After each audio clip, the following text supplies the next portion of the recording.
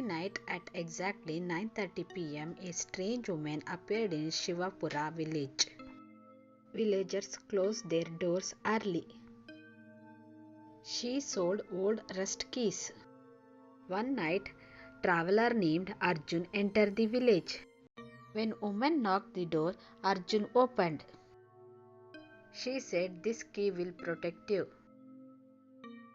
Arjun smiled and brought it. Suddenly, the woman started laughing.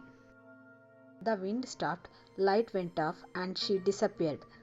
Villagers gathered near Arjun's house. The door was closed. Inside, Arjun was laying. Scratch marks showed he tried to escape. The key was still in the lock. That night, the woman returned again. But this time, she sold locks. Some doors are locked not to protect you, but to trap you forever.